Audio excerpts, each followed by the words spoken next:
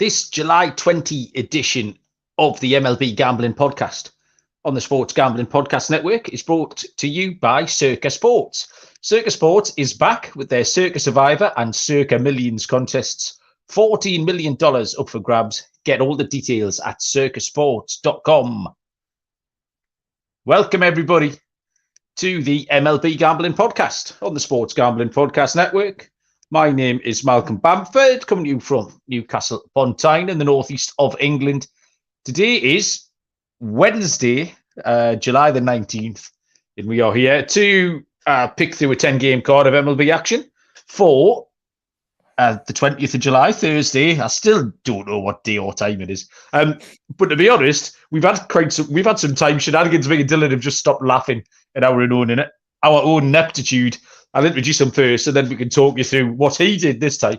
From somewhere in Minnesota, possibly, is Mr. Dylan Rockford. Dylan, how you doing? Malcolm, long time no talk. I feel like I haven't been on the show in a while, but yeah, I'm in Minnesota for the week. It was my birthday yesterday, so I'm over here. Yeah, happy birthday, Dill. How old were you, Dill? 28, man, 28. Oh, old shit. man. You catching me up. I know, it's bad, but yeah, I'm enjoying my time here in Minnesota, state of 10,000 lakes. It's okay. Kind of a boring state. I'm not going to lie, to be honest. I thought it was going to be a little better, but Did you not research this before you go? No, I didn't. TripAdvisor? I kind of just winged it. And, you know, the food, a lot of cheese curds, a lot of tater tots. So, don't know really how I feel about that. But yesterday, you would be proud of me. Yesterday, I went to this local pub. It was like a sports bar, and I just got belligerent. You know, man of the people, just got drunk. But yeah, overall, it's been a decent trip. I got a lot of novelty sports stuff for the studio back home. I did see you tweeting various pictures of pints of beer that you were having. I love the fact that you get belligerent. That makes me laugh a lot as well. You said that a couple of times. The comment section, I don't know if you wouldn't have seen the show yesterday at all. So Lonte's been in Florida on holiday. Oh, nice. So Lonte had some crazy mad new background yesterday. It was like some sort of Matrix affair. And he had his blinds open. So he looked like something out of a horror film, Lonte, yesterday. I've obviously moved from the kitchen into here because my internet's a little bit better. So I'm on a new background. And then you've turned up tonight with your Airbnb background. And mate, it's all gone bizarro world. It's all topsy-turvy. TV DBJ was first in. He's on a good run. He's putting up a streak, is Trev. Cason's here as well. And also, people might be an hour late, Dylan, because you did what I always do, and you fucked the time up. But you've got no excuse. I've got some excuse because you people all live in different time zones, and I live 4,000 miles that way. You've moved a couple of 100 miles, and you don't know what day it is. I mean, what's happened here? Oh, it's been bad. I'm only back 1 hour from the East Coast to Central Time Zone. And while I was setting the stream up, I put 5 o'clock. Usually that's on the East Coast, but 5 o'clock here is 4 o'clock here is 5 o'clock on the East. He still doesn't know what time. So we did think we might have to delay it for an hour, and then Trev turned up. So pretty much this is like a solo special, Trev. This is one of those little intimate gigs, you know, where you get to go and see David Bowie perform to an audience of one. So me and Dylan are doing this show just for you, although Kason spoiled it now by turning up as well. So there you go. 10 games tomorrow.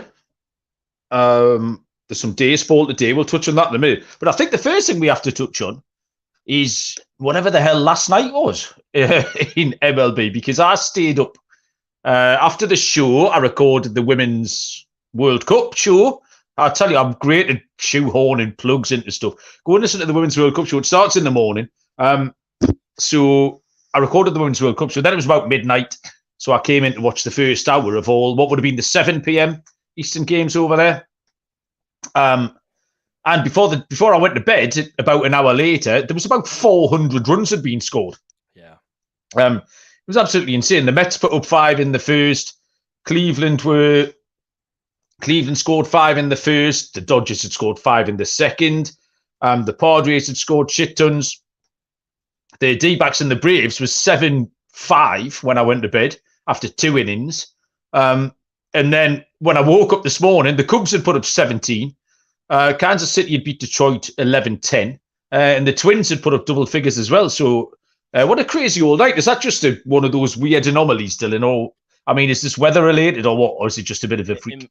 Yeah, maybe weather related. But I've noticed ever since the All-Star break coming out, I've seen a lot more overs than unders. And I've been on the wrong side of my totals. I've been betting a lot of unders just because I feel like the numbers have kind of been inflated a little bit. But yeah, like you mentioned, I did not expect Kansas City to score 11 runs yesterday. Mets, they were up 11-4 and they almost blew it. Don't even get me started. The Arizona Braves game was like a football score, 16-13, just going back and forth. Of course, I was on the under 10.5 in that game and went way over. So Reds and Giants 11-10 as well. And yeah, I think like 7 or 8 of the games from yesterday went over the total. So a lot of overs we've been seeing out of the All-Star break. There was a couple of games where both teams went over the total for what was the entire game total. Like Arizona and Atlanta both cracked the total of 10, which was the whole game total. And today, the days ball, after a couple of weeks ago, I proclaimed I was a days ball expert, has absolutely gone to shit. I think I'm 1-5 so far today, or I will be. When these games finish, Dodgers Orioles, I took a little first 5 under. That was 4-2 after the first inning. Well done. Like Tampa, who got humped off Texas 5-1. I got St. Louis, so that one was correct. I had Cleveland, beautiful. What were they? 4-2 up. I managed to lose 7-5. And everyone laughed last night when I steered away from the Oakland first 5. Everyone's going, oh, Malcolm, Brian Bellows pitching. Are you going to do Oakland first 5? That's what they said, Dylan, just like that. So I didn't do the Oakland first 5. And where are we? Bottom of the 5th. Athletics lead 6-4. I mean, honestly, can't catch a break. I thought Colorado would give me a chance. They kept it tight for a little while. Just a 1-run game until the 6th inning, but Houston now lead that by 4 games. Nothing. I did get my Colorado win on Tuesday night. I would said they would win one of those 2 games, but yeah.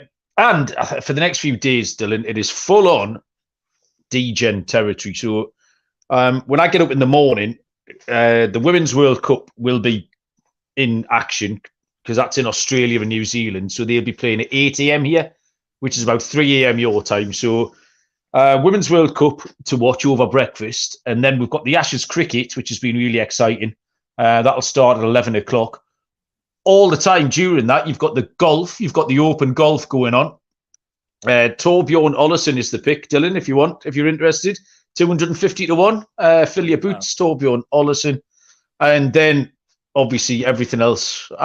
All the Premier League previews. We're doing 20 Premier League previews, one for each team on the Premier League show, as well as trying to keep up with all this MLB silliness. So I feel like we're in a full degen weekend coming up. I was in the Nike store the other day here, and they got all the soccer clubs. The United States, they have all the country gear, and I was gonna buy and try to support the women in red, white, and blue. But are they gonna win three times in a row? No, they're not. No, who's gonna win? Germany. Wow. I mean, I should direct you to the podcast, but it's a bit late now because it starts tomorrow. Germany 8-1 is my fancy. America have got a chance. We talked about this. I was going to say on the show last night, but it was the Premier League show. The European clubs have just caught the USA a little bit, which was inevitable. The gaps narrowed, and the USA are relying on a couple of very young players. They've got Alyssa Rose and then Trinity Rodman, Dennis Rodman's daughter. Yeah, just a couple of young kids, though. They're replacing kind of the older ones, Megan Rapinoe, etc. The old guard are moving out. These young kids are coming in. And it might just be a little bit early for these youngsters. And the Germans are just so sort of wise and they're just impossible to write off. They're a great price. They only didn't win the Euros because the South striker got injured for the final. Well, she's back. Alexandra Popp is her name. And Germany at 8-1 are going to be our pick. There you go. Appreciate then. So we wondered how we were going to fill in some time, Dylan, on a 10-game card, but we've reached 10 minutes yet. We haven't even considered making a pick. I'll tell you about Circa Millions and Circa Survivor, and then we'll crack on. $14 million in guaranteed prizes up for grabs. Circa Millions is 5 NFL picks against the spread every week. And the Circa Survivor, you just pick a different money line play. Dead easy. Enter in Vegas, play from anywhere. The SGPN crew will be out there for the last weekend in August. You need to head to circasports.com for all of the details. That is circasports.com. If Torbjorn Ollison does the business in the golf at 250 to 1, they might just pay for me a Circa Millions entry. Okay, Thursday, July the 20th. Plenty of baseball, of which I am an expert. 12:20 Eastern, first pitch. We start with the Arizona Diamondbacks at the Atlanta Braves. It's Zach Gallen for the Snakes. It is Spencer Strider for Atlanta. Plus 160 Arizona, minus 190 Atlanta. Total is set at 9. Been a crazy old series, Dylan, so far. So, I mean, which way is this going tomorrow? Yeah, I'm going to start here with the total. I got a 9.5 when lines opened up. I took that minus 120. I still like a 9. I made my total a flat 8. So, I think we're seeing an inflated total here just because, first game of the series, 16-13, it was a shootout. But I feel like this game is going to be much different. You got two really good pitchers, Zach Gallen and Spencer Strider. I know the numbers aren't the best for Gallen on the road, but his hard hit rate on the road this season isn't that high. It's sitting around 35% on the year. His last 3 games on the road have all gone under the number. And Spencer Strider, on the other hand, he didn't have the best game coming out of the All-Star break, but I do think we could see a nice bounce-back start from him. His hard hit rate has been very low his past 5 starts. It's usually the Braves' offense that really puts him over the total, and if that gets rolling, then maybe we can see an over. But, after having an absolute shootout last night, we usually see the bats die down for the next few days after that. So got 2 good pitchers on the mound. I think we're going to see a lower score. The bats are going to regress a little bit. So I do think the Braves are the right side. I made them a minus 170 favorite, a little chalky, but maybe we see a 4-1, 4-2 type game. But I do like the under here.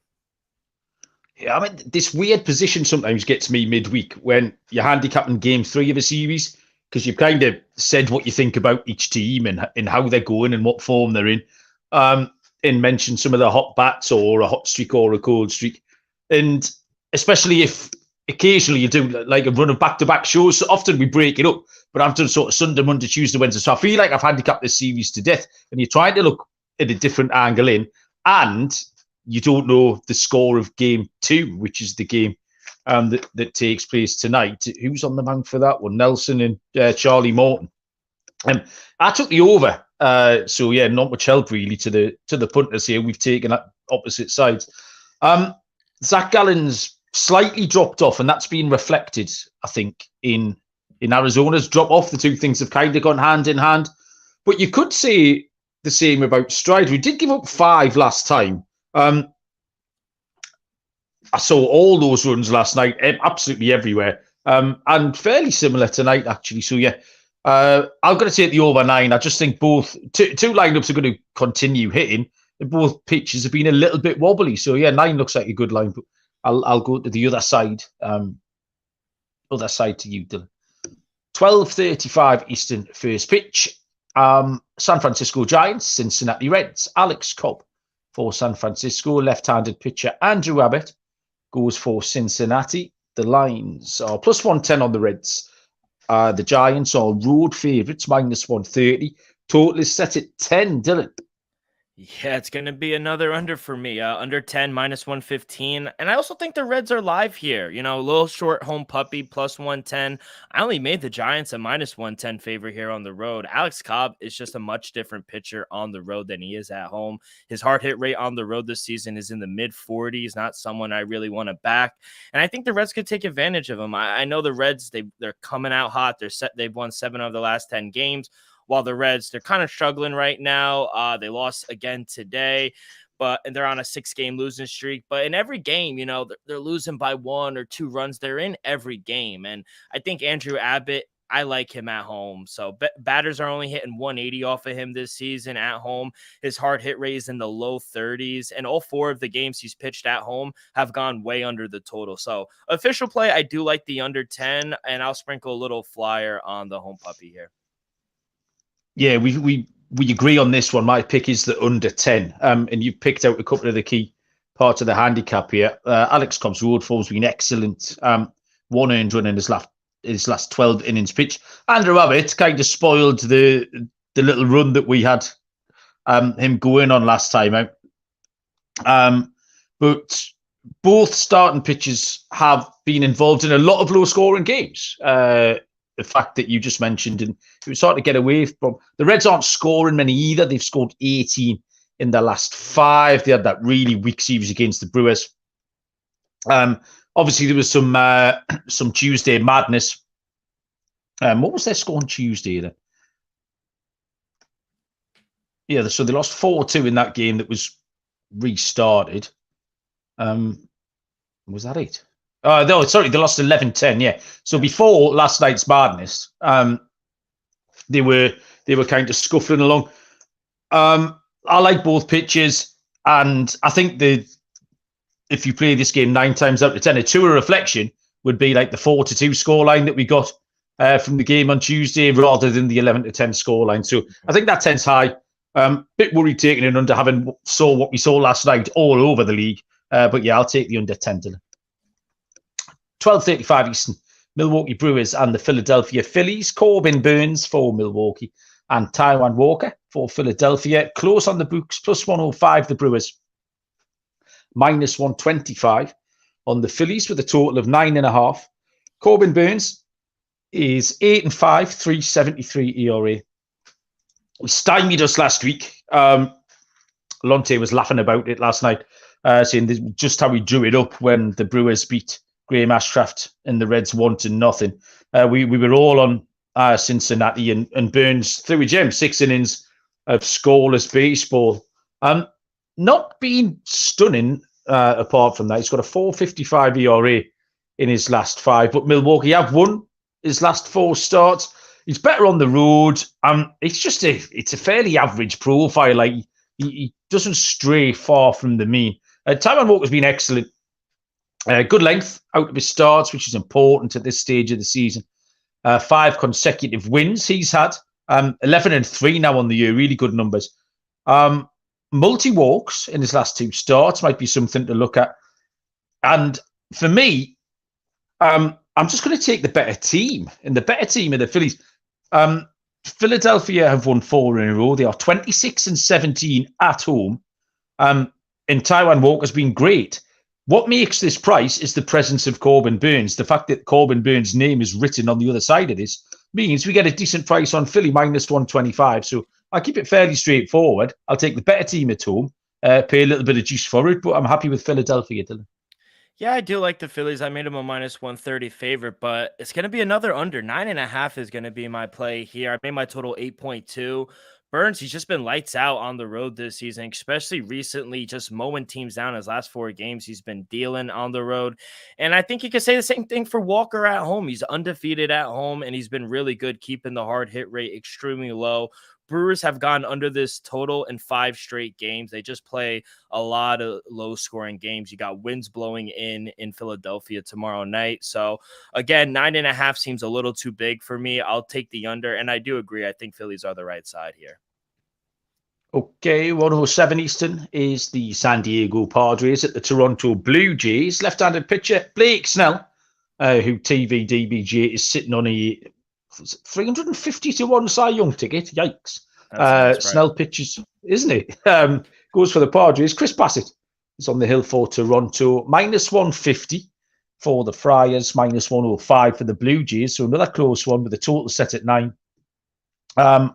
Snell has been flying 6-7 on the year, 2.71 ERA. That 6-7 record really tells you more about the travails of the Padres rather than how Snell's been going lately. He hasn't given up a run in his last 3 starts.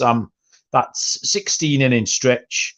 Only given up 11 hits. He has walked. This is kind of counterintuitive. He's walked 3, 3, and 4 in those 3 starts. So you could look for a walk prop. if you're that inclined. Chris Bassett has been fine. Decent line. 3 earned runs maximum, sometimes a little bit better. The last 4 game totals for Bassett, 7, 7, 7, and 3. So we've got 2 decent enough pitchers. In fact, 1 pitcher who's been more than decent recently. And I mean, God, again, counterintuitive, Dylan. All we've talked about is how many runs there's going to be. I'm going to take the under 9. Yeah, I like it. I set my total at 8.1, but I'm actually going to go with the Padres here. I like Trevor's play first 5 as well, eliminate the bullpens, but I made the Padres a minus 125 favorite. They were able to end that Blue Jays winning streak the other night. They won 9-1. I thought that was a very good win. Bats kind of woke up for the Padres, and I just think this is another good spot for them. It just came down to me. I just trust Blake Snell more than I do Chris Bassett. Snell hasn't allowed a single run in 3 straight starts. In his last 4 starts on the road, he's only allowed 3 runs. So I kind of like the angle Trevor mentioned in the chat, first 5 Padres. I don't know what the number is right now. I don't have it in front of me, but I don't mind paying the little juice on the Padres here. So I'll take them on the money line. I think the Padres could get to Bassett. I think Bassett's kind of been inconsistent. I'm not the hugest Bassett fan, so I'll take a shot here with the Padres on the road. I made my standard show cup of tea, Dylan, and I'm not sure I boiled the kettle beforehand.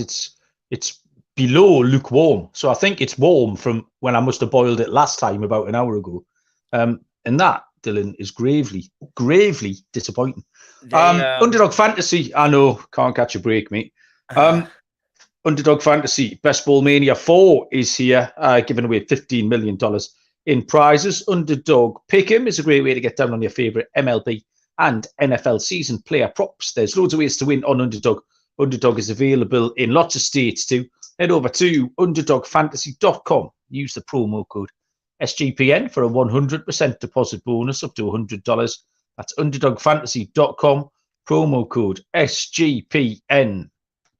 Next up is a 1:10 Eastern first pitch between the Chicago White Sox and the New York Mets. It is Michael Kopech for the White Sox. It is left-handed pitcher Jose Quintana for New York. Plus 120 for Chicago, minus 135 for New York, with a total set at 9. Dylan, any more confidence behind the Mets now? They've won a couple of games. Yeah, even when they win, my blood pressure still rises from this team. So, by the way, I got to mention, how do you feel about your Brett Beatty ticket? Yeah, he hit a home run last night, didn't he? Which is probably why you're asking. But he's kind of fallen off a cliff before that because I can't remember what. I think we did the show, myself and Moon, after the show with Sean and Ryan. And I was kind of flexing on that. It was 100-1. And I think he was into 10-1 or something. So I've done well, but I imagine he's pushed back out a bit. I mean, unless you're telling me you're still quite confident on him. Oh, no, I think they should send him back to fucking Syracuse at this point, man. Well, there you go then, yeah. Late Lally Gallon missing a pop fly. I don't care he hit a home run last night. And you know what Buck's going to say? He's proud. But don't let me get on a tangent. I don't trust this team, even, when they do win. I do think the Mets should be the favorite here, but not that big of a favorite. I only made the Mets a minus 130. I'm seeing minus 144s, minus 150s in certain books. So White Sox and Kopech, I understand why they're the underdog. They've lost 6 of his last 7 starts. They've lost 5 straight of his starts. He's not good on the road, but can we really trust the Mets to do anything right and win the game? Even when they're supposed to, I can't really trust them. I don't really like anything in this game, to be honest. This Jose Quintana's first start for the Mets this season. I kind of want to see how he goes a little before I start to back him, especially laying this kind of number. For the show, slight lean toward the under 9.5. I made my total 9.1. 2 bottom of the league offenses, got the winds blowing in. And besides last night, where the final score, like I mentioned, was 11-10, Mets have gone under this total in 5 straight games. I think they come back to earth a little bit, like I mentioned. When 2 teams start to break open with their bats, I think they're going to regress back to the mean a little bit. So I think we're going to see a much lower scoring game. Don't love it, but for the show, I'll lean under 9.5. Yeah, I didn't love anything here either. I'm taking the New York Mets. If I was to rank these games in bettability from 1 to 10, this would be down there. Yeah. Michael Kopech is just hard to. He's really hard to judge, which makes him hard to trust because he's only recently back, and he's very, very capable, but he's just not been able to put it together. So I find him really hard to try and get a read on, and that makes him hard to trust for in a betting sense. And we know the White Sox have been very flaky. I mean, talking of flaky though, you're looking at the Mets. So the Mets at -135. It doesn't fill you with confidence. But Quintana did pitch well on his return. That is kind of the biggest pointer for me. That's what leads me to this bet. Like I said, it's down my list, but I will take a little flyer on the Mets here at -135. This next game is the only game we have off the board tonight. 2:10 Eastern first pitch between the Detroit Tigers and the Kansas City Royals. All-star Michael Lorenzen pitches for the Detroit Tigers, and for KC, we have TBD officially. I reckon it's Zach Greinke, but we don't actually know. So I haven't seen any lines at all. Have you seen your KC pitcher, Dylan? No, I thought I saw Greinke, then I saw Marsh, and then it was off. And then it was off. But I did see Michael Lorenzen. But yeah, no lines because no pitcher for Kansas City. I mean, the only thing I'll tell you about Michael Lorenzen is that he's been absolutely excellent lately. 4-6 on the year, 3.75 ERA. But he's got one bad start that's really inflating his numbers. And that start was in Colorado. So I think we're entitled to put a line through it. I think that was 3 starts ago. In the others, 22 2/3 and only 3 earned runs given up. He did walk 5 last time, got away with it, so he doesn't want to be doing that again. And other than that, when I'd handicapped Greinke, I went with the first 5 under because Greinke at home is absolutely fine. But like if it possibly Alec Marsh, you're saying, and we don't need to invest too much time in something where we can't give any lines out. But I do think Lorenzen can go well. I like him a lot. Dylan, did you have much on this one?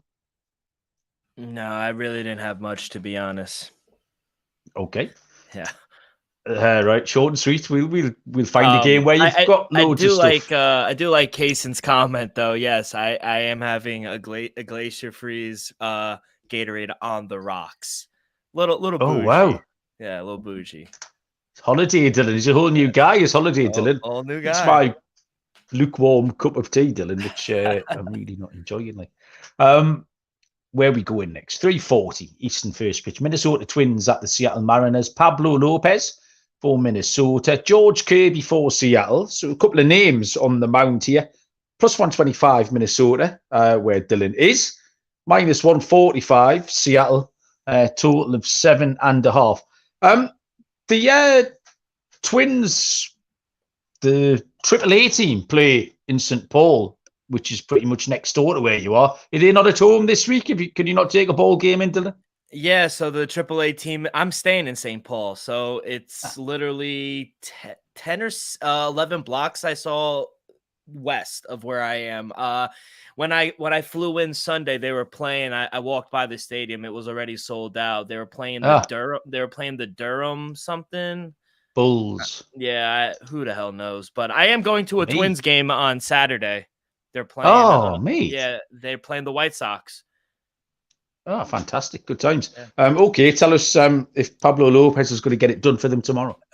I don't think so. I'm going to take the Mariners here at home with Kirby on the mound. Like, I'm very high on Kirby. I think it's a short price we're getting as well. -125. I made him a -135 favorite. To be honest, I'm not the biggest Pablo Lopez fan. If I'm being honest, he's just too inconsistent for me. I'm definitely going to need a much larger plus price if we are going to take the Twins. I think Kirby could have a bounce back start here. He didn't look good in his last start against the Tigers. Honestly, he didn't really look good at the All-Star game either. His hard hit rate was up. He just got to a lot of trouble. I mean, I think a point we could take advantage of here with Kirby is his walks. Under 1.5 walks. He's only walked 2 batters one time in 18 starts this season. So his control is there, but sometimes he leaves the ball over the plate a little too much. He could get himself into trouble sometimes. But I think if he pitched the way he did at home against good teams like the Rays, the Marlins, the Yankees, when he was dominant and they won those games, I think he gives the Mariners a good chance at winning this game. So I expect him to have a nice bounce back start here from Kirby, and I'll take the short number here with the Mariners at home.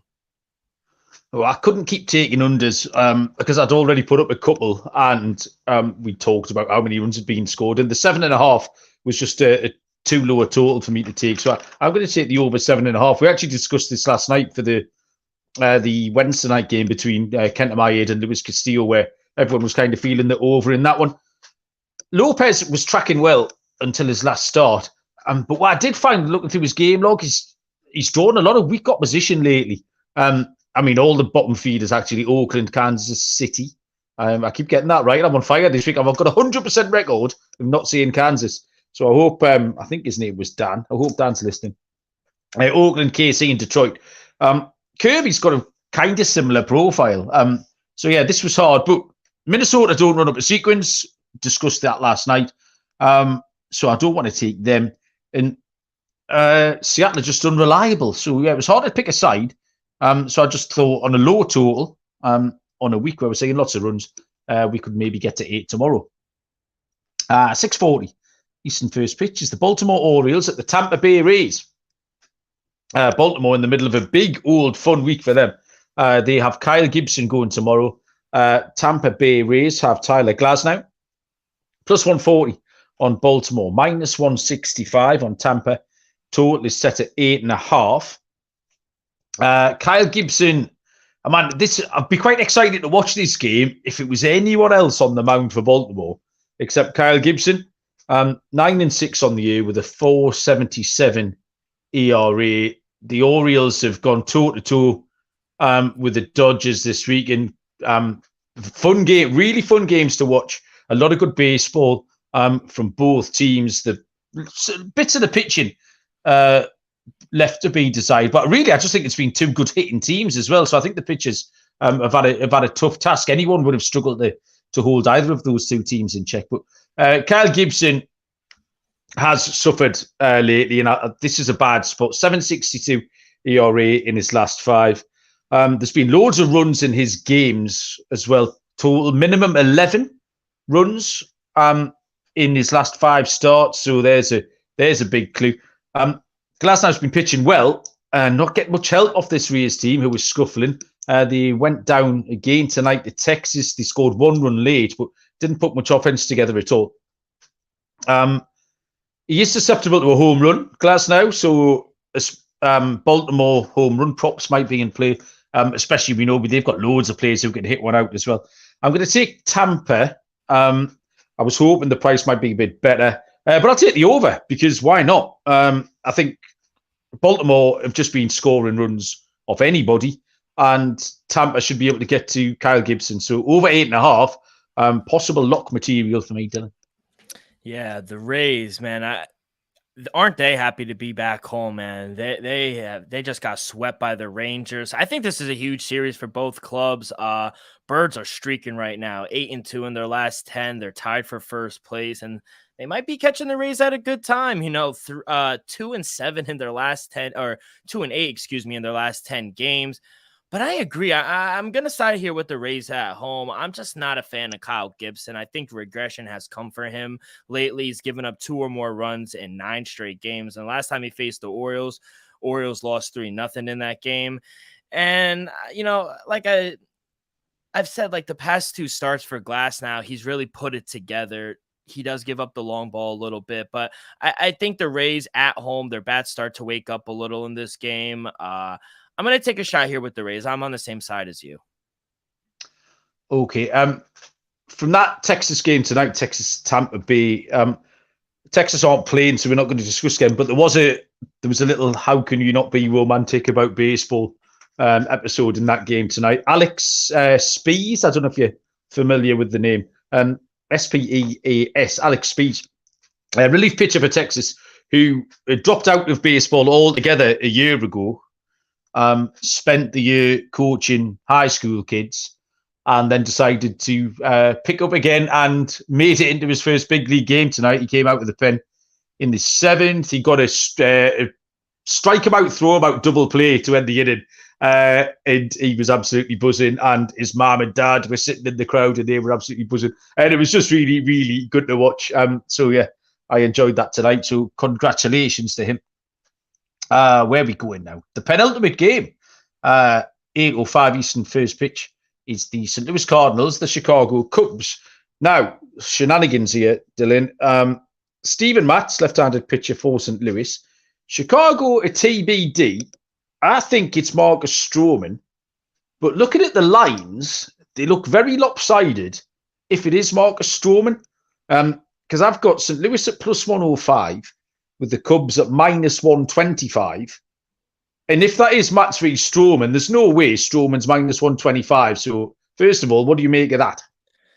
Yeah, I think it is Stroman. That I've checked. I was confused too when I saw the lines pop up and I had Stroman going. I said minus 125. Should we not just be emptying the clip on the Cubs right now? They're my lock. They have to be at this price. I don't understand the line at all. I think you got on principle you have to take the Cubs here at home. I made them a minus 175 favorite. So there's like a 40-cent difference there. I get the Cardinals. They've won again today. So was that 5 in a row now they've won? But I'm still not buying into this team, especially with Steven Matz on the mound on the road. I know he's won his last 2 starts, but even in those outings, his hard hit rate is extremely high in the high 40s, low 50s.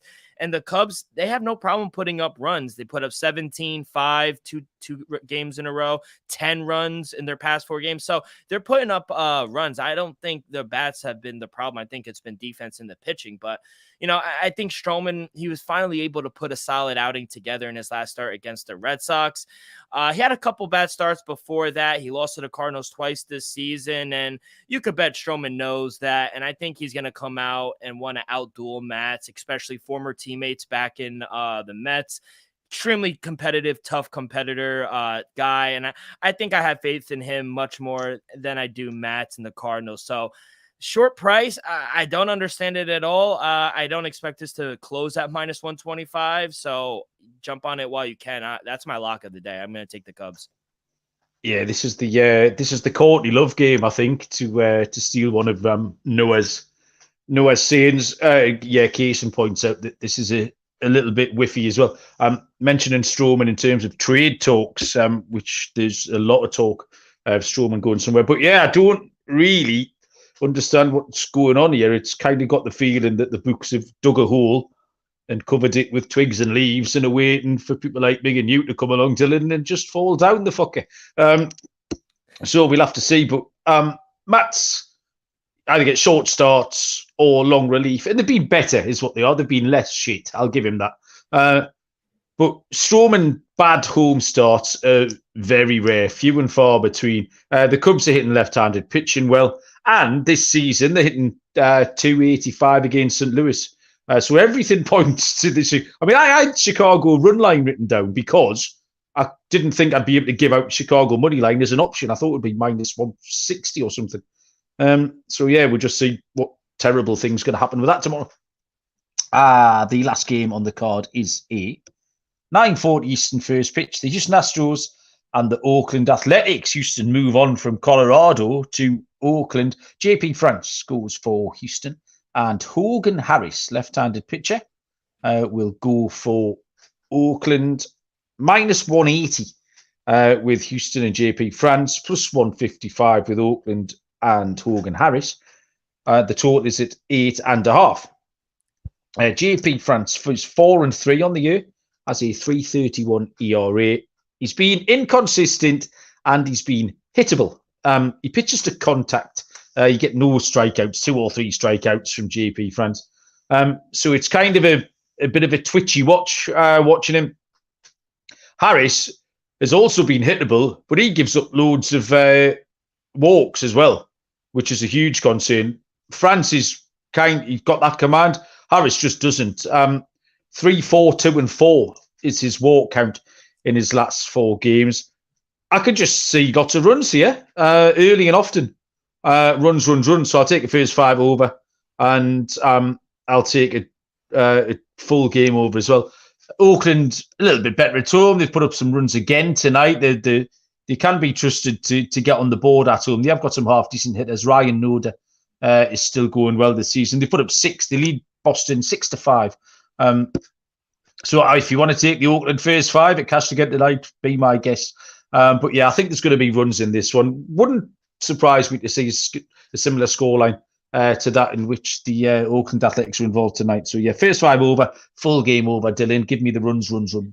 Yeah, I'm seeing right now at a certain sports book, it's Bet Rivers. The first 5 over unders at 3.5. It's at -140. It's a little chalky, but I love the over 3.5 in the first 5. I'm actually gonna go first 5 as well, but I'm gonna take the Astros first 5 minus at half.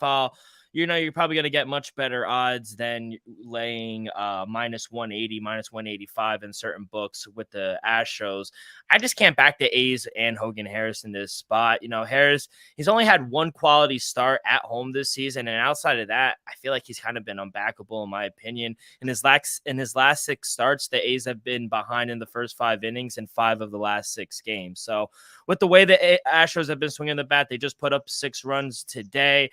I think they have a really good shot at being up through the first 5 innings. So I think we're going to get good odds there. So give me Astros first 5 minus a half. Okie doke. I think, ladies and gentlemen, boys and girls, that's it. We've 10 games to pick through. And it's the lock and dog, Dylan. It's hard. You lead us off. But I'm looking around. I'm casting my eyes over my notes here. And I don't think I've got a dog on the board. I'm going to have to manufacture something. So you lead me off while I try and cobble together an underdog pick.